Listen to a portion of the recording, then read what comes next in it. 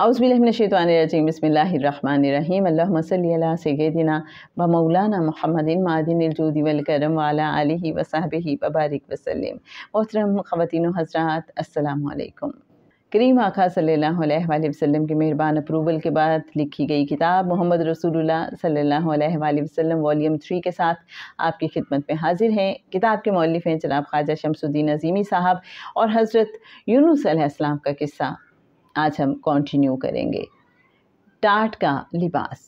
तौरात में ये वाक़या इस तरह मज़कूर है, और यूना शहर में दाखिल हुआ और एक दिन की राह चला। उसने मनादी की और कहा 40 रोज़ बाद नैनवा तबाह हो जाएगा। तब नैनवा के बाशिंदों ने खुदा पर ईमान लाकर रोज़े की मनादी की और अदना व आला सब ने टाट ओढ़ा, और यह खबर नैनवा के बादशाह तक पहुंची और वो अपने तख्त से उठा और बादशाही लिबास उतार कर टाट ओढ़ कर राख पर बैठ गया।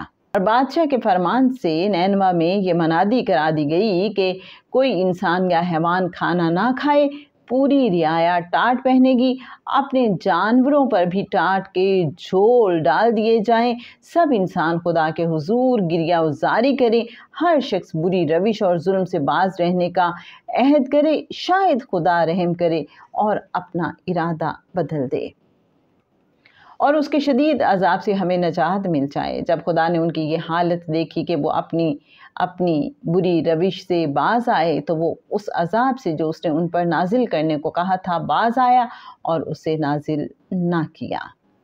रेफरेंस यूना बाब 3 आयत 4 to 10। सूरह यूनुस आयत नंबर 98 तर्जुमा है। कहा, ऐसी कोई मिसाल है कि एक बस्ती अजाब देखकर ईमान लाई हो और उसका ईमान उसके लिए नफ़ा बख्श साबित हुआ हो। यूनुस अलैहिस्सलाम की कौम के सिवा वो कौम जो ईमान ले आई थी, यूनुस अलैहिस्सलाम की कौम के सिवा वो कौम जो ईमान ले आई थी, तो अलबत्ता हमने उस पर से दुनिया की ज़िंदगी में रुसवाई का अजाब डाल दिया था और उसको एक मुद्दत तक ज़िंदगी से बहरामंद होने का मौका दिया था। हज़रत यूनुस अलैहिस्सलाम शहर से बाहर नैनवा की तबाही के मुंतज़िर थे। चूँकि अल्लाह ताला ने अहले नैनवा की तौबा इस्तिग़फ़ार पर उन्हें माफ़ कर दिया था, इसलिए 40 रोज़ गुजरने के बाद अजाब नाजिल नहीं हुआ, तो हज़रत यूनुस अलैहिस्सलाम अल्लाह के हुक्म का इंतज़ार किए बगैर वहाँ से चल पड़े। मफरूर गुलाम। रिवायत के मुताबिक आपने रूम की तरफ सफ़र किया। आपके साथ आपकी ज़ौजा मोहतरमा और 2 बच्चे भी थे। दौरान सफ़र एक मकाम पर हज़रत यूनुस अलैहिस्सलाम अपनी बेगम और बच्चों को छोड़कर किसी काम से गए, तो इसी दौरान वहाँ से किसी बादशाह का गुज़र हुआ। उसने जब बियाबान में एक जमील औरत को देखा, तो वो बच्चों को छोड़कर हज़रत यूनुस अलैहिस्सलाम की ज़ौजा मोहतरमा को ज़बरदस्ती अपने साथ ले गया। हज़रत यूनुस अलैहिस्सलाम जब वापस तशरीफ़ लाए, तो इस वाक़े को मशीयत एज़दी समझकर खामोश हो गए और बच्चों के साथ दोबारा सफ़र शुरू कर दिया।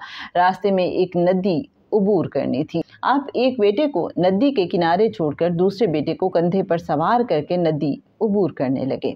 हज़रत यूनुस अलैहिस्सलाम के जहन में ये बात थी कि एक बेटे को दूसरे किनारे उतार कर वापस आकर दूसरे बेटे को ले जाएंगे। जब आप नदी के दरमियान में पहुंचे, तो एक तेज़ लहर आई और बच्चा पानी में गिर गया। पानी की तेज़ो तुंद लहरें बच्चे को बहा कर ले गईं। हज़रत यूनुस अलैहिस्सलाम ने इसको भी मशीयत इज़्ज़ती समझा और किनारे पर आ गए, लेकिन नदी के किनारे पहुंचने से पहले बच्चे को भेड़िया उठाकर ले गया।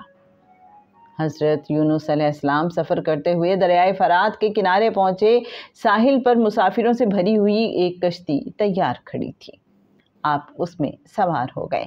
रास्ते में कश्ती तूफ़ान की ज़द में आ गई। उस वक्त लोगों का अक़ीदा ये था कि जब कोई मफरूर गुलाम कश्ती में सवार होता है, तो कश्ती तूफ़ान में घिर जाती है। कश्ती के नाखुदा ने मुसाफिरों से कहा कि इस वक्त कश्ती में जो शख्स मफरूर गुलाम की हैसियत से सफ़र कर रहा है, वो दरिया में कूद जाए, वरना सारे मुसाफिर डूब जाएंगे। मछली का पेट, यह है जनाब अगला मौजू। हज़रत यूनुस अलैहिस्सलाम ने जब ये सुना, तो याद आया कि आप अल्लाह ताला के हुक्म के बगैर नैनवा से चले आए हैं। हज़रत यूनुस अलैहिस्सलाम ने नाखुदा से कहा, मैं अपने आका की मर्ज़ी के बगैर اور اس کے حکم کا انتظار کیے بغیر چلا آیا ہوں، لہٰذا میں ہی وہ غلام ہوں جس کی وجہ سے کشتی طوفان کی زد میں آ گئی ہے۔ ناخدا نے ان کی پروقار شخصیت دیکھ کر پانی میں کودنے کی اجازت نہیں دی۔ جب طوفان کی شدت میں مسلسل اضافہ ہونے لگا تو فیصلہ کیا گیا کہ قرعہ اندازی کی جائے۔ قرعہ اندازی میں جس کا نام نکلے اس کو پانی میں پھینک دیا جائے۔ قرعہ اندازی میں حضرت یونس علیہ السلام کا نام نکلا۔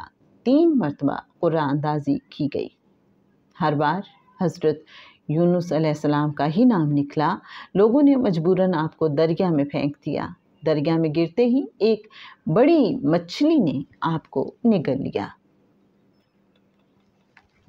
سورہ الصفات آیت 141 and 142 ترجمہ ہے، اور یقیناً یونس بھی رسولوں میں سے تھا۔ یاد کرو جب وہ ایک بھری کشتی کی طرف بھاگ نکلا، پھر قرعہ اندازی میں شریک ہوا اور نکلا خطا بار، پھر مچھلی نے اسے نگل لیا اور وہ ملامت زدہ تھا۔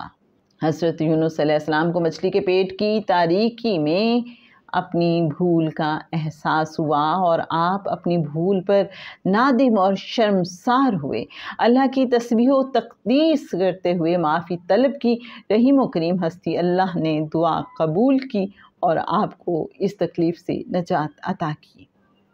سورہ انبیاء آیات 87 and 88 ترجمہ ہے، اور مچھلی والے کو بھی ہم نے نوازا۔ یاد کرو جب کہ وہ بگڑ کر چلا گیا تھا کہ ہم اس پر گرفت نہ کریں گے۔ آخر کو اس نے تاریکیوں میں سے انہیں پکارا، ہے کوئی اللہ مگر تو، پاک ہے تیری ذات، بے شک میں نے قصور کیا۔